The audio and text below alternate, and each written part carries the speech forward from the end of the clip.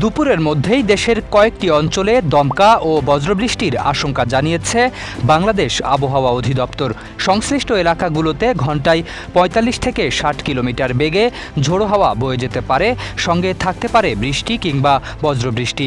সোমবার আবহাওয়া অধিদপ্তরের ঝড় সতর্কীকরণ কেন্দ্র থেকে প্রকাশিত পূর্বাভাসে বলা হয়েছে, দেশের অন্তত ৮টি অঞ্চলের ওপর দিয়ে পশ্চিম কিংবা উত্তর পশ্চিম দিক থেকে অস্থায়ীভাবে দমকা বা ঝোড়ো হাওয়া বয়ে যেতে পারে।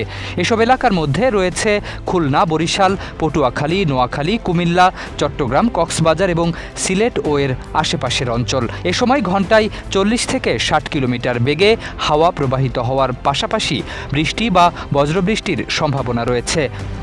দেশ জুড়ে যে কোনো কেনাকাটায় ১০,০০০ টাকার বেশি অফার, তাই পেমেন্ট মানেই বিকাশ। এমন পরিস্থিতিতে দেশের অভ্যন্তরীণ নদীবন্দরগুলোকে ১ নম্বর সতর্কতার সংকেত দেখাতে বলা হয়েছে। নদীপথে চলাচলকারী নৌযানগুলোকে সতর্কতার সঙ্গে চলাচলের নির্দেশনা দেওয়া হয়েছে।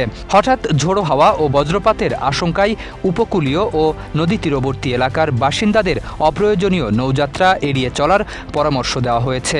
পাশাপাশি বজ্রপাতের সময় খোলা জায়গা, মাঠ কিংবা জলাশয়ের কাছ থেকে দূরে সরে নিরাপদ স্থানে আশ্রয় নেওয়ার আহ্বান জানিয়েছে সংশ্লিষ্ট কর্তৃপক্ষ।